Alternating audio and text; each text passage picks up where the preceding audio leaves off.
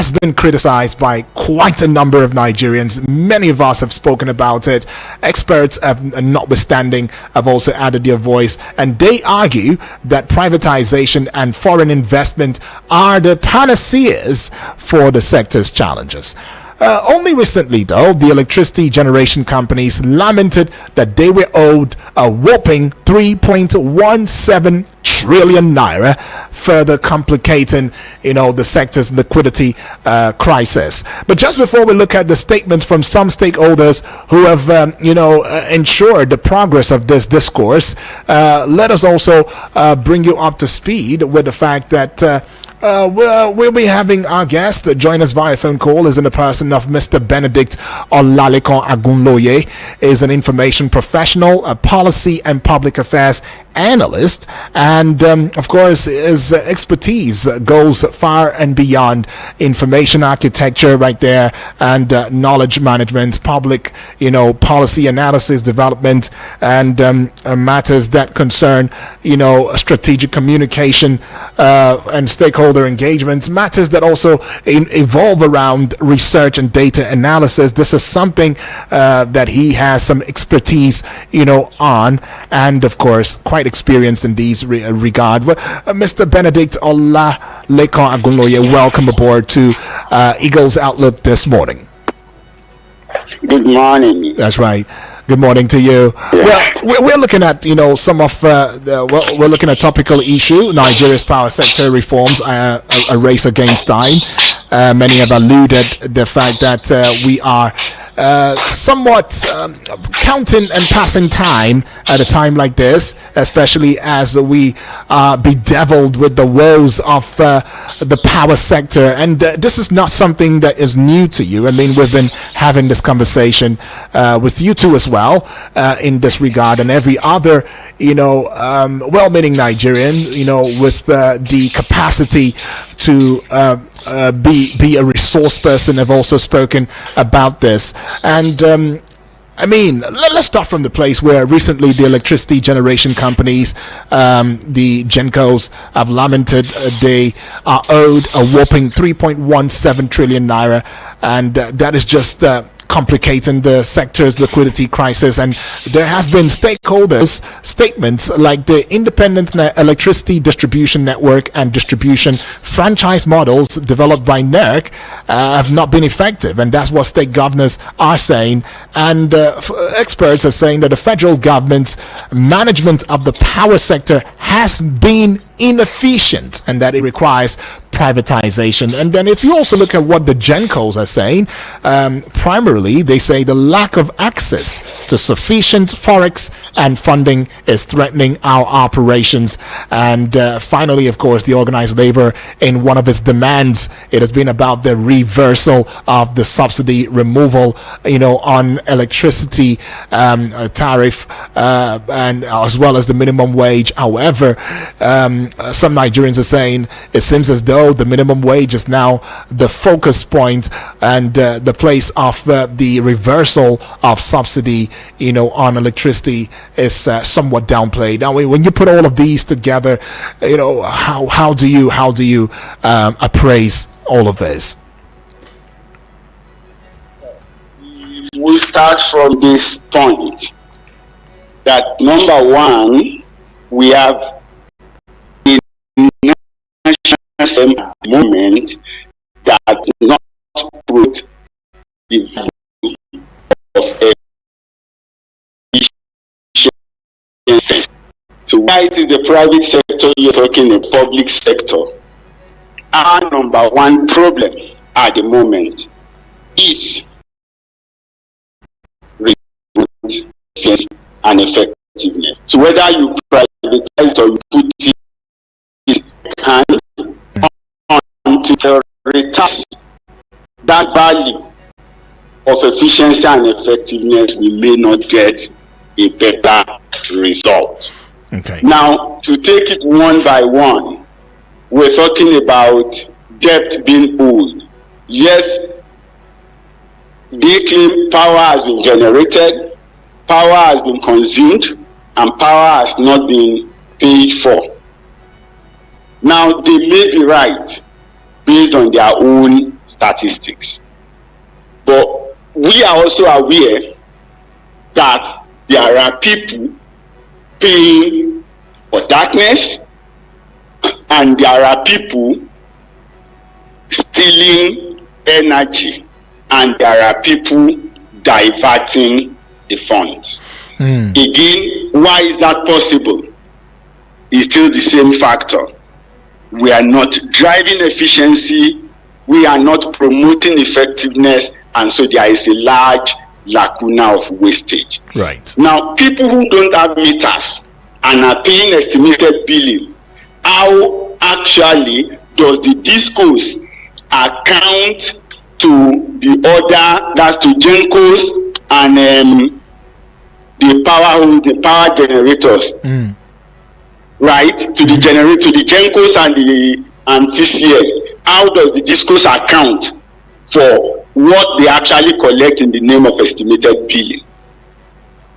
How do you account for energies that were delivered and were not billed? So a whole lot will go into that. Now, if we can meter everybody, and I keep hearing people talking about liquidity when it comes to metering. Right. No, the consumers are ready to pay for meters ahead. That has been established. So it is therefore not an issue of liquidity that people are not given meters. It is because the discos and their handlers have got something to hide. Because if you go out today, Nigerians who do not want to pay for darkness are ready to pay in advance for the meters that they have not seen, which means that you can collect their money and use it for the procurement. So saying it is absence of funds that make the procurement impossible, I think it's a big lie. Okay. Now, when you come to organized labor, they are possibly one of the people who, for me, are the highest promoters of wastage in Nigeria. Highest promoters of In wastage. the power sector. Yes, the wastage In what way? the system. Yeah. In what way are they promoting wastage? Who are the people handling metrics? They are members of organized labor. They are not politicians. Ajero has been in the power sector union for more than 10 years, right? So in my opinion, he is one of the people. In fact, for more than 15 years, he was there holding sway. It was while he was in charge of the union in that sector that all the privatization happened and everything went wrong. Where is the alternative study of the union and the staff to say that things should have been done better? They were busy fighting for the welfare of their members, which is right, but then the national interest and the interest of the job was not there.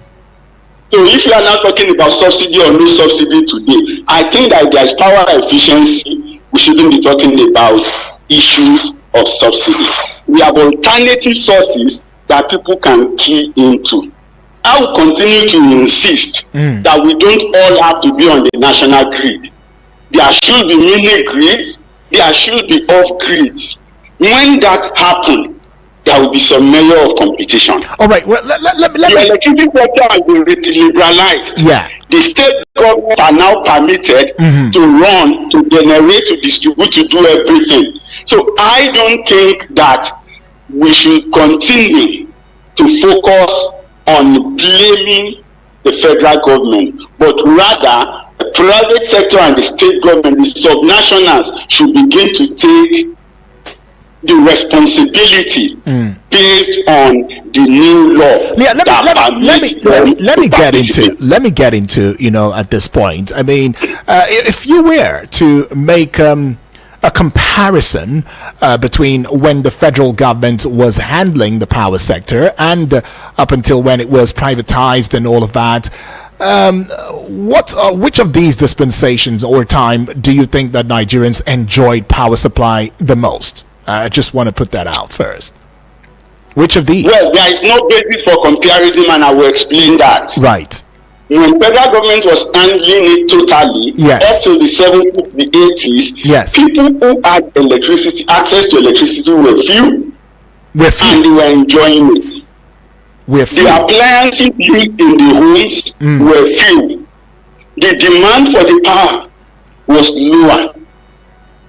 So to that extent, right, to that extent, you cannot compare it with today, where everybody needs to charge phone, everybody is blending, everybody is using electric cooker and the rest of that. So does it Industries are coming up. does it mean that we do not have enough capacity to get the capacity of power that we need for the entire Nigeria?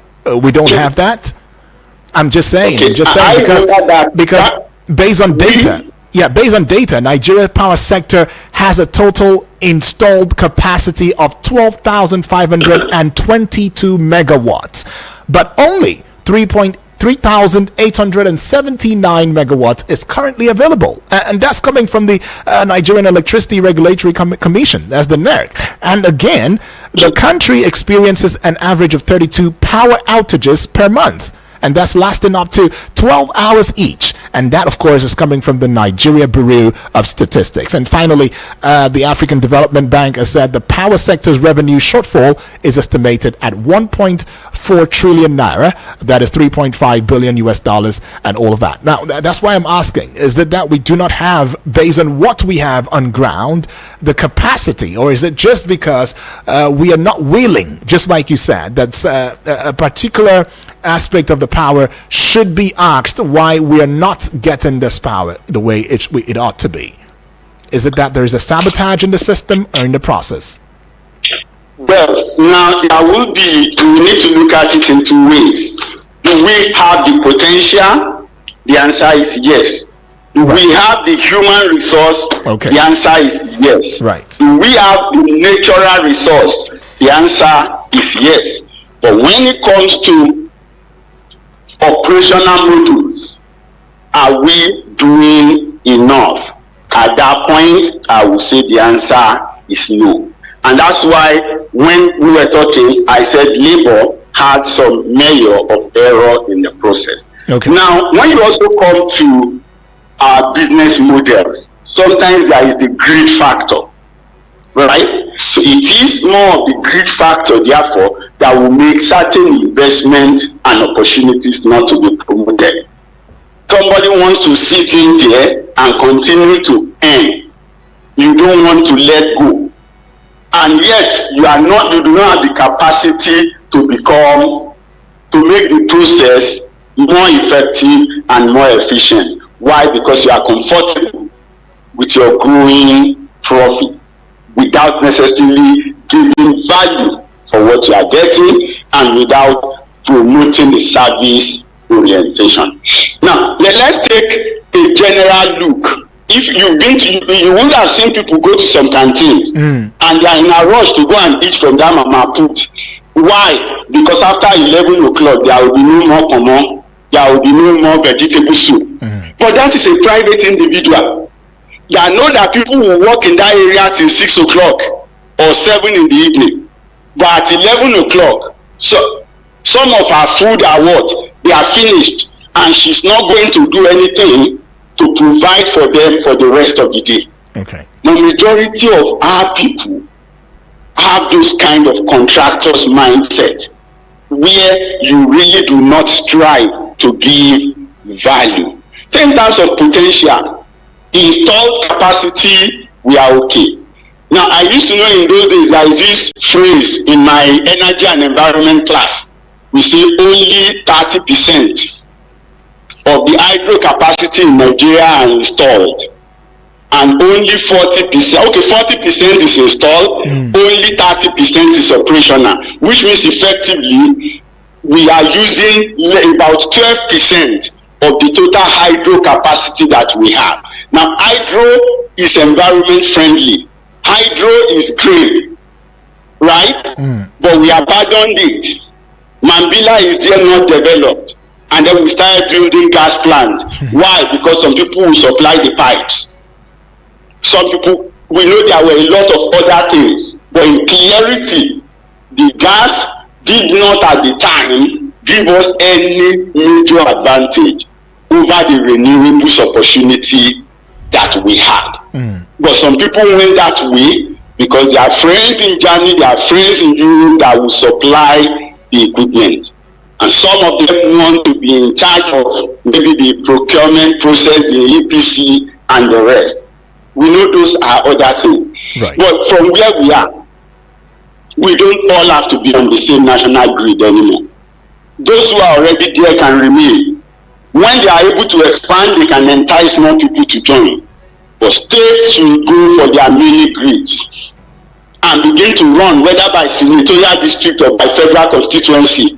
Let the business model be that small.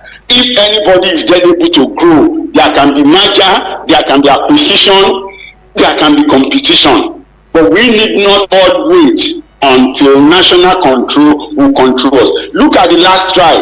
It's an embarrassment that somebody could go somewhere and switch off power in the whole nation.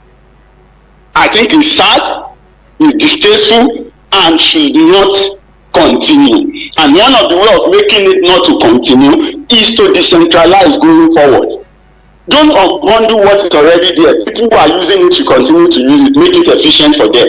But let new people be placed on other platforms. So I can decide to generate power and supply only Sunnyvale and build the people of Sunnyvale and get into contractual arrangement with them.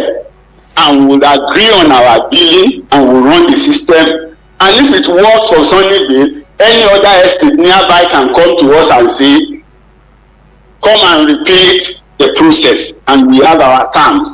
And everybody trying to look for the federal government to stone or to blame for things that are going wrong. Power is not like rain, right? It's something that can be, it's more well distributed. You need to capture it, you need to channel it. And the shorter the channel is sometimes, the better the efficiency for the distributing outlets. All right, the shorter the channel, the better for the efficiency for the distributing outlets, you say. Well, we also want to promote efficiency from this platform. Hence, let's put a peg to your thoughts, open the phone lines at this point so that we can also hear what Nigerians will have to say in this regard, especially as we look at the power sector again that has come aboard into mainstream news. Nigeria's power sector reforms are raced against time. We indeed running against time. Do we need these reforms, or what kind of reforms do we need exactly? When of course Nigerians are saying, look, we want to have the meter, just let us know how to get the meter, and getting the meter becomes an issue. And to think about the fact that the electricity generation companies, GenCos, have lamented being owed 3.17 trillion naira, which of course is whooping, by the way, and is contributing to the issues that we still have at this point in time. Well, our guest has said that some persons might just be at the place of position within the sectors, and they've decided to sabotage the process. But let's hear from you, though. 0907 353 0044 is that number to call. The other number 0908 766 8888. We're taking this call. Hello to you. Hello, good morning. Good morning to you, please. Good morning. Good, how are you? I'm fine, thank you. What's your name? Where are you calling from? My name is Comrade Salis. I'm calling from Suleja, not just right. All right, comrade, welcome aboard. Let's have your take. Thank you. My take today about power in Nigeria. I want to look at the power, whether the power system is not enough. But what I want to talk about is about corruption in the power system in Nigeria.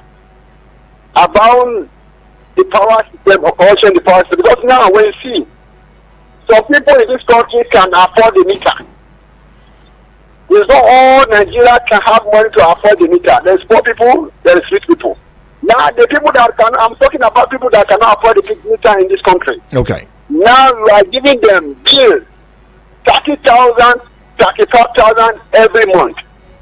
How do you think they will pay? And the power is not in the nobody have power. There is no power in the country. no extended power in Nigeria, and we are giving people 30,000, 35,000 every month. How do you want them to pay? It's not corruption. How do you give the power? How the power comes? How do you build them? Where they build, how you say this is our system you are using to build them, and give a shot of money to every Nigeria. The poor people in the village, the poor people in the city, and they don't have money to afford the big meter. You are giving this kind of money to them. Are you killing them? Because there's some of them that are not work. They have a job. Right. And you are giving them 30,000, 25. How they will pay this money? All right. And the bill continue to occupy to 500, 200,000. Somebody cannot pay. And you want to kill them with this depression in the country? I want them to tell us how they want them to pay. Thank you. God bless you. All right. Thank you. Right there. Well, you heard the question, Mr. Benedict. What's your take on this?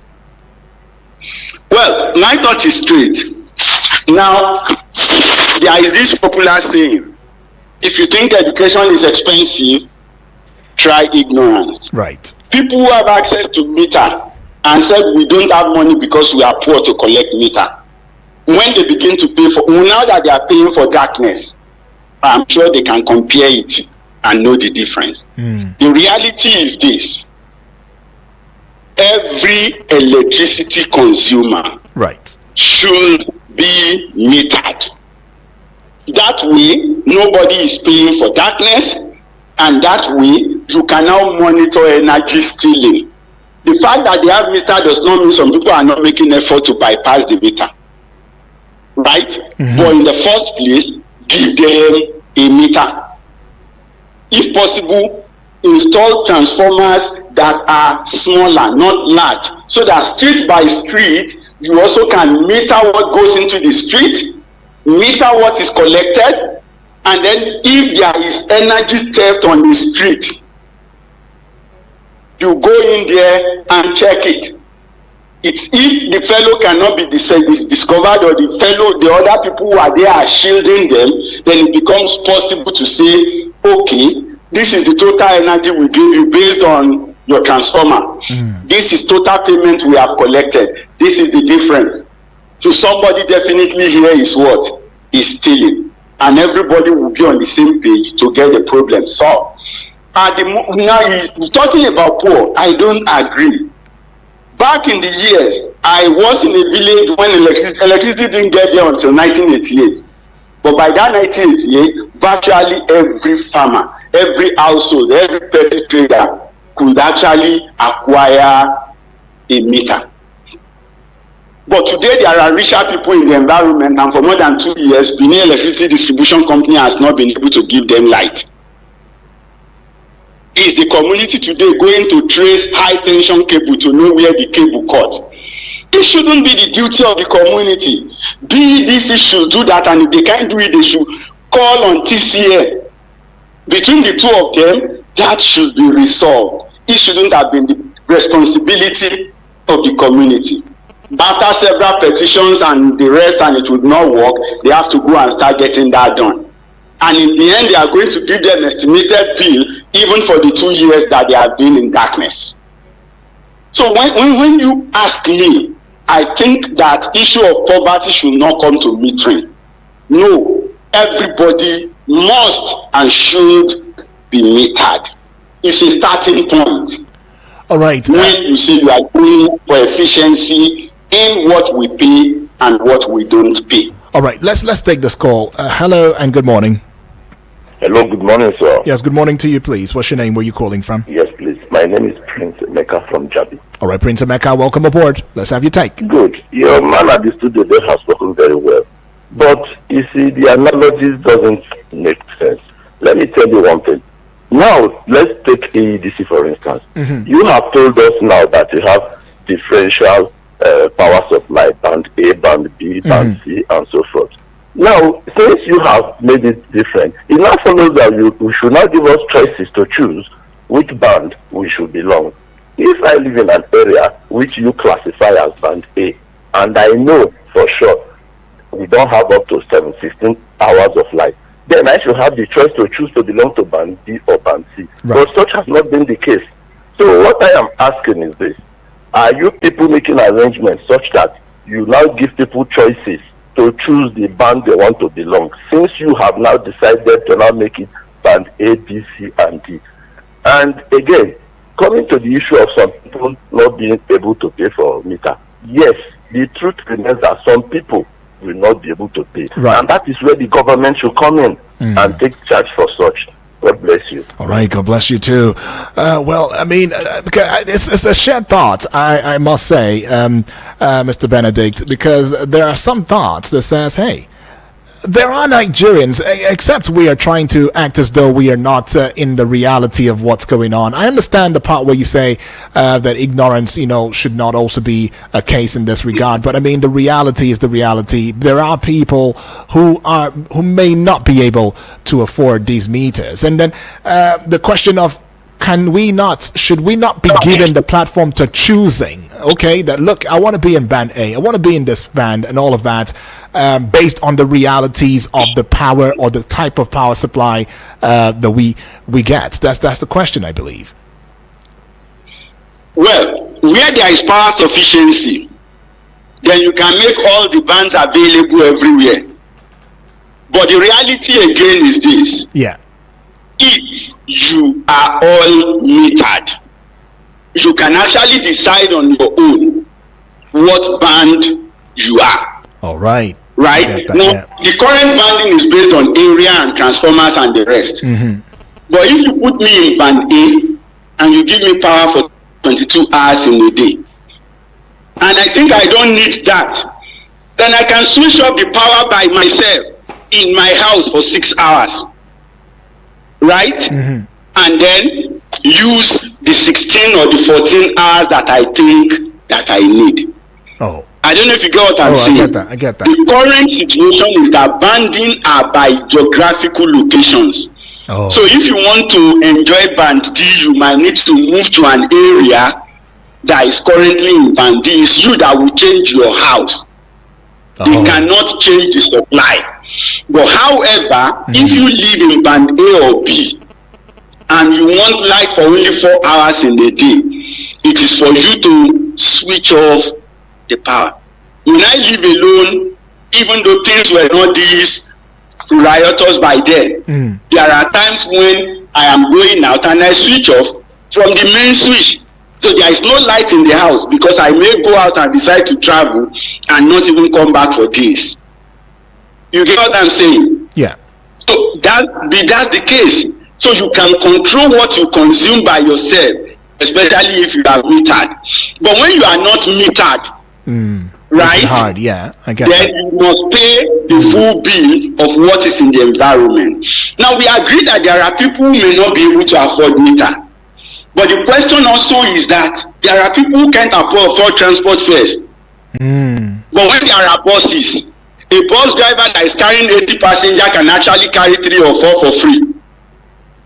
But the first thing is that there are people who are ready to pay the full amount and they will what? They will pay. There are a lot of people who can afford meter. Now when you are importing for them, you also can import extra. This thing is business. Is it not? 80 people are giving you money to buy and you are buying 100. Give them their 80. And then you can devise a means to sell the remaining 20. All right, I'll put the state government can get involved. Yeah. The local government can get involved. Rural electrification can get involved. The senatorial or house of rep, what do you call them now, constituency projects. Any other means can be done. But make the meter available at least first for those who can afford it. All right, make the meter available first for those who can afford it, you say, and let us also make it available as we go pay some bills. We'll be right back in a short bit.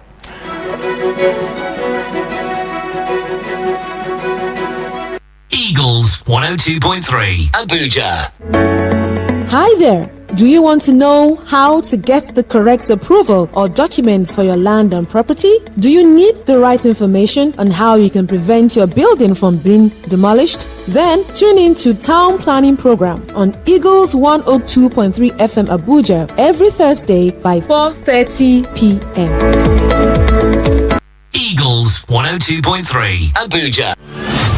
3 Through our research and policy memos, we have identified the challenges facing youth civic participation. Now, it's time to equip you with the tools you need to engage with government agencies and elected leaders effectively. Are you tired of feeling sidelined in the governance process? Do you want to make a difference in your community? Don't let your voice go unheard. Tune into Eagles 102.3 FM, Abuja, every Tuesday at 11 a.m. on the Civic Martyrs and be part of the movement for a more inclusive, accountable, and transparent government.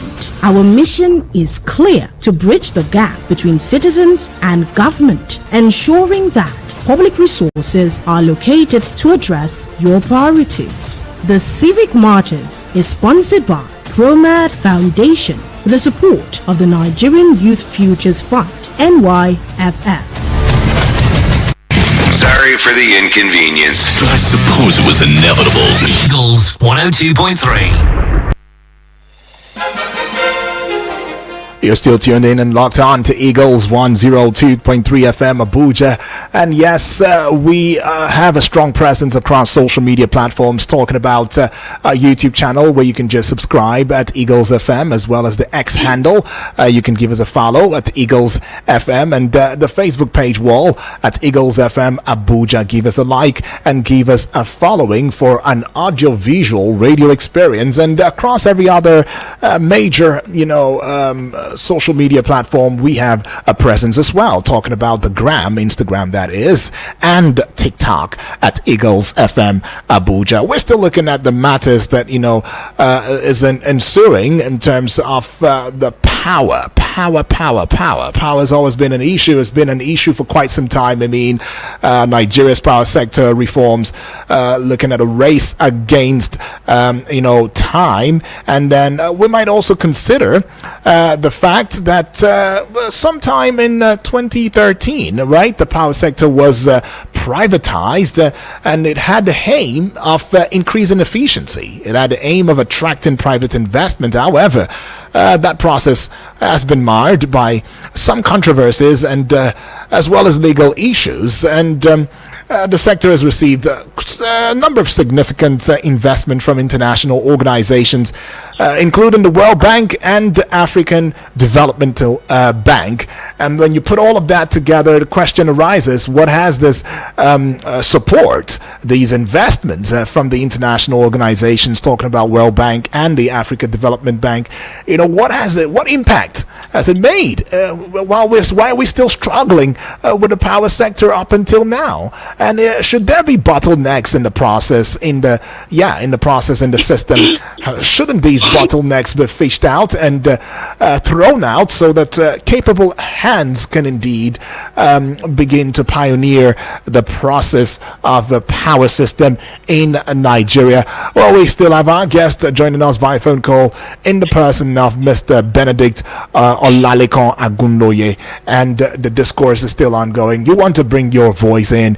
You want to give us what you believe might be the solution to this. How can we navigate through this process, through this reality? You can bring your voice in via the number 0907 353 0044 or 0908 766 8888, and the WhatsApp portal number where you can give your WhatsApp voice note to, or I'd rather advise that we stock to the message, WhatsApp message, instead of the voice notes. Okay, so that will be 0909 705 4450. All right, Mr. Benedict, I asked a peculiar question, right? And the question is the fact that, look, ever since the privatization went down since 2013 up until now, we've had supports here and there,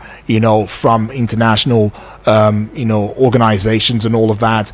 But Nigerians are still asking the question of, hey, why are we still struggling? Why are we still going through what we are going through? Is this because is it as a result of a lack of financing for the power sector? or could it be the place of wastage and mismanagement and a lackadaisical attitude towards bringing about the efficiency of the necessity that Nigerians need, and not forgetting the fact that a dwindling in the power sector will affect every other part of the economy? How do you react to all of these? Well, the first reaction will be this. One, were we right on the privatization process? I think we did not do the right things. It shouldn't have just been a function of you are interested and then you have the deposit to make and you are given a public consortium. So for me, there were errors. It's not about throwing money in. It's not about taking decision. We need to look at what were the processes that led to the privatization. Some people have accused that some of those who joined the disco already looked at estimated billing as a way of making free money. And that could explain, that sentiment could explain till today why it is difficult for discos to have a policy or a process that will meter as many people as are interested in being metered. Now, throwing money at issues are not always the best solution. So whether you say DB, we have thrown money in agriculture, we are not getting the result. Right. The same way money has been thrown in power, we are not getting results. Money alone will not solve the problem. It is that you already itemize what the money will do. And then you know that, okay, we need to get this category of transformers. Who is going to manufacture them? You hear the Minister of Power saying people should stop buying transformers. But is there a law that says if a transformer on my street breaks down, and after so number of days it has not been replaced, this is the penalty for the disco? Right. In as much as there is no penalty, AEDC will tell you, we've heard your complaint, we don't have transformers on ground. Now there should be another platform I can complain to that can then query AEDC. When are you going to bring in the transformer? I don't know if you get what I'm saying. I understand. But the regulations are not straightforward enough. And so it makes for process ineffectiveness. And therefore, there is operational inefficiency. Right? Mm-hmm. I don't like cliches. Cliches is paucity of fund. Cliche is corruption. Inefficiency is inefficiency. Wastage is wastage. Now, whether it is because you want to enrich yourself or you want to enrich somebody, all I know is that what has happened in that situation is what? Is wastage. Whether it is by ignorance or it is by mischief. Right. So how do we curb this? How do we curb this? What should be done? Because I mean, maybe we've dwelt on some of the issues already. What do we do? What do we do at this point? I know you've spoken about the fact that state governments should rise up to their duties and expectation and all of that. Yeah. Over the weekend, I possibly was reading an initiative coming from Ondo State. Yeah. I know the last governor before he died had signed some agreements relating to power and the rest. But how operational that would be under the new person is what I don't know. But I know they've taken an initiative last week as related to metering. Because like I said, estimated billing is one of the biggest problems that is responsible for the troubles in the sector. I would like you to say that thought. I would like you to say that thought. Let's just take this call. Hello, good morning. Hello. Good morning to you. Yes, please. Barrister, welcome aboard. Airport Road. Okay, let's get into it. I can't hear you now, but I appreciate what your guest has said to do. Let me just say this. The challenge the problem with power sector in Nigeria is that of capacity. Okay. In terms of financial capacity, in terms of technical capacity. Let me say that even though NEC as testing that if there is no increase in tariff, the power sector will collapse. But that should not be the case. We should actually entice, should I use that word? We should actually attract foreign investment. If we are attracting foreign investment for Jakarta, for the oil sector, why can't we attract foreign investment for the power sector? That people want to invest in areas that will yield dividends. And the power sector in Nigeria is an area that will yield dividends. Then the technical aspect, we have to actually upgrade our capacity to deliver the goods. For example, most of the equipment are substandard, and there are so many things that we need to do. These are literally billing and all that should not be the case. And I believe that if we were really serious as a people, the power sector can be taken to a higher level in the shortest possible future. Okay. I'm going to report this. Thank you, sir. All right, thank you, Barrister Hassan, for that one. All right, Mr. Benedict, you were, putting out your thoughts right there. So yes. Yeah. So what I would say conclusively is, when you come to the power sector, if we're actually even going to attract investors, one of the ways to attract is, can we get someone who could deal in solar modules and batteries? Thank God batteries are already being manufactured here.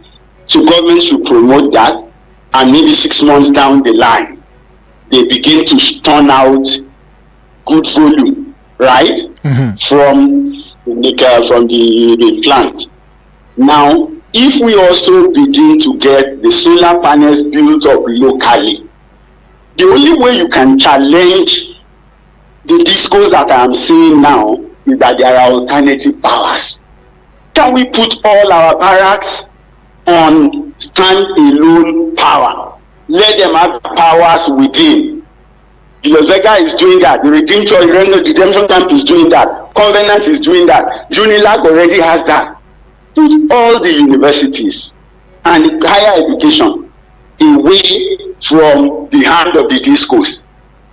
Let them now come and say, okay, we want to be backup, right? Then they will labor for it, they will beg for it, there will be promises, and there will be agreement. So they won't be masters. For me, that is the direction to go. Right. Take more of the important places that are standalone. Take them away from the national grid. When they no longer, if they do some of those bulk accounts, or they realize that some of those bulk accounts can do without them, then they will sit up. And I'm sure if they sit up, some of the bulk accounts can decide to give them a second consideration. Right. But as long as you keep pampering them and you keep making them feel that you cannot do without them, what you get is that they will also continue to grandstand and keep claiming, you are owing us, we don't have enough money, we don't have this, we don't have that. But when the efficiency is visible, that this thing is working, and people can see the returns, you won't have to beg investors. They will bring their money to invest. I know that a number of global sports events hold in the United Arab Emirates. Some sport that United Arab Emirates does not even participate in, right? But people gather in Abu Dhabi to do it. Why? Because the facilities have been provided. The supporting factors, the enabling environment was provided. So the owners of such events would ordinarily carry their event and say, let's go to Abu Dhabi every year to do this. So I think it's the cleaning up. You can't fight the discourse. That's the way I'm saying their laws. Okay. But at least you can make provision to sustain the people, especially those groups that are definable.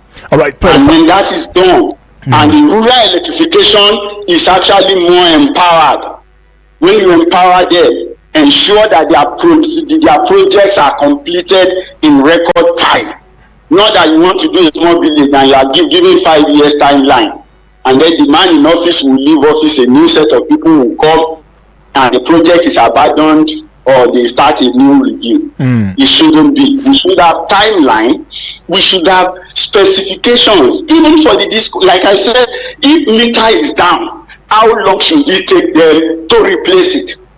If the power line drops, how long after reporting to TCN should TCN do the high tension? If those things are not in the law, because those are the specific, because we are talking about power. Power is quantized. There are specifics. So you can deal with time.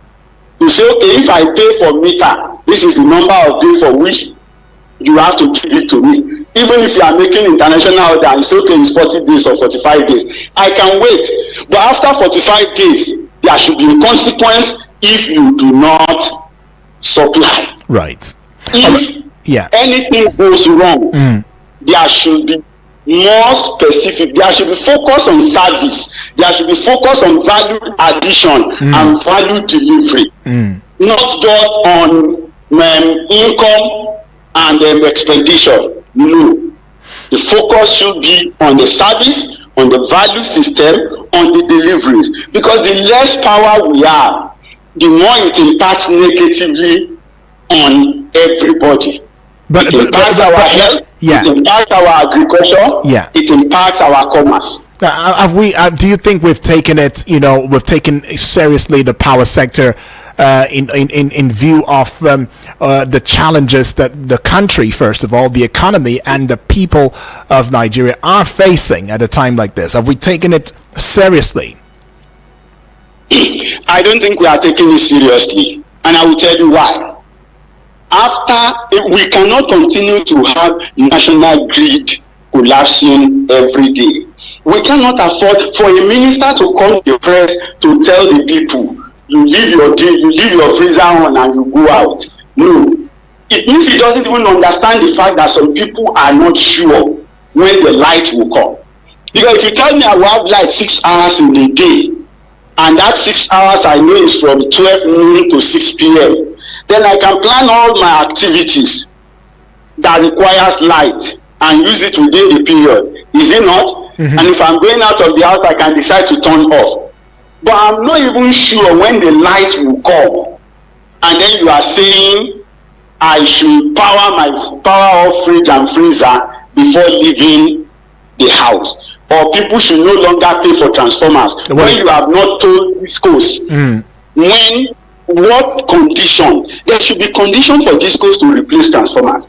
Timeline. After that, then you can talk to the people. But talking to the people and pampering disco, show me, as far as I'm concerned, that the Minister of Power is not taking the matter serious. He's still taking it like a man begging on the Bible street. The minister had already come out to apologize in that regard. But let's just take a couple of messages. Greetings to you, my brother Uduak Daniel. Greetings to you too back. It says, greetings to the guest. This is Samuel from Kuje. When the people in authority have no power, no proper plan for governance, when they enter the office, they will be confused more than confusion. That is why you see them catching here and there like a drowning person in a river. They go to other countries and they see what those countries are doing better to better the lives of their citizens, but when they come back to the country, they behave as if they did not learn anything good from those countries. The government should look outside the box and see clearly and stop the blame game they are playing. Thanks and have a fulfilled day. Okay, and I see yet another message right now, and it says, good morning. It says UD. Good morning, Mr. UD. Good morning. Good morning to you too. It says, my name is Honorable Edward from Apo. All right, feels good. Welcome aboard. Everyone in Nigeria needs to be metered to avoid corruption in the power sector. Our guest today should also be considered in a power sector's appointment. Okay, estimating bill is what is killing the sector. All right, thank you. He said, thank you so much, Honorable Edwards. And it's also very necessary to put it all out there.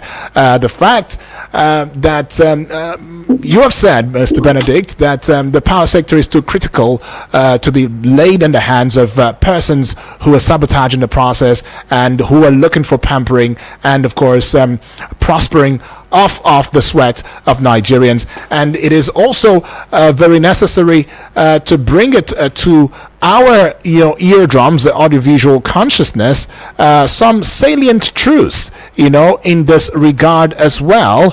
I'd like to grab my hands around that very quickly so we can put it all out there for each and every one of us to see. Okay, but let's just get on to the fact that the World Bank, as at 2020, had approved $750 million credit to improve Nigeria's power sector. Right, that was as at 2020. They pumped such a huge amount of money, and Nigeria, of course, we've said, has the potential to generate 12,533 megawatts of electricity, but currently we are working with less than 4,000 megawatts as a country. And neighboring countries like Togo, Benin, there's been a republic, and Niger, they rely on Nigeria for power imports. All right, that's true. And then the West African pool aims to integrate regional power markets, with Nigeria playing a very key role. 47% of Nigerians lack access to grid electricity, with regular power cuts affecting those who do. And the economic cost of power shortages in Nigeria is about $28 billion. That's about 2% of the GDP. And that's not so cool. And well, anyways, that's just the most of what we have to bring to you today on the Prog Show, talking about Eagles outlook for this morning. But I would also want to thank you, Mr. Benedict Oladekun Agunloye, for joining the conversation this morning. It's been quite an effective conversation, and the fact that you have also been nominated by one of the family members, in the person of Honorable Edwards, that you should be given an appointment in that regard. That would mean to say that you've spoken comprehensive wisdom. We look forward to having more conversation with you in the coming days. You're welcome. All right. This is where we say bye-bye, and of course put a stop to the conversation right here and right now. Thank you for adding your voice, and we are hoping that all of these would be adhered to and listened to, so that we can have the transformation that we seek to have and see in the power sector in our dear country, Nigeria. Tomorrow is yet another day, and stand by, 10 o'clock, top of the hour, midday extra show with Martha. My name is